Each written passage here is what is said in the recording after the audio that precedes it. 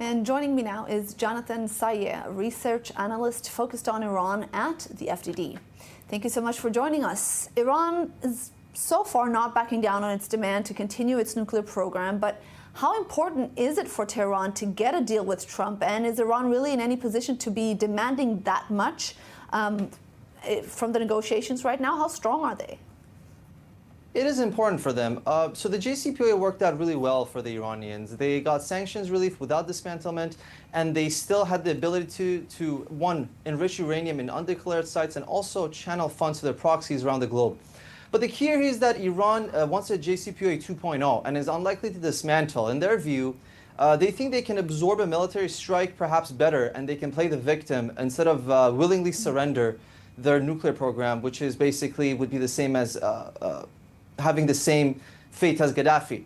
In the initial stages, they definitely they were in a weaker position. Their currency was a lot weaker, and their air defense systems were destroyed by Israel. And now the tides have shifted a little bit. Their economy has revived, and they had the time to redeploy some of their air defense systems around the country, specifically next to their nuclear sites. So it seems like the tides are a bit shifting.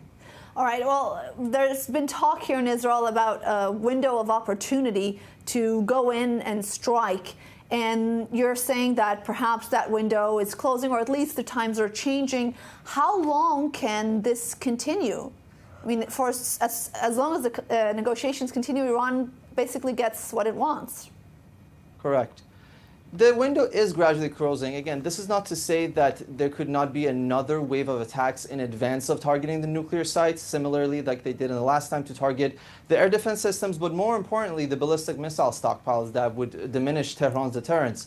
As for the timeline, the key here is the October 2025 snapback deadline. That would, if the West fails to act by then, all UN sanctions on Iran would be lifted by then. So it is very critical to see what will happen in the next 2 months. If we see the West or America trying to postpone this deadline of October to a future date, that would perhaps signal that the administration is too keen on a deal, and that would perhaps remove credible deterrence from the West against Tehran's nuclear infrastructure.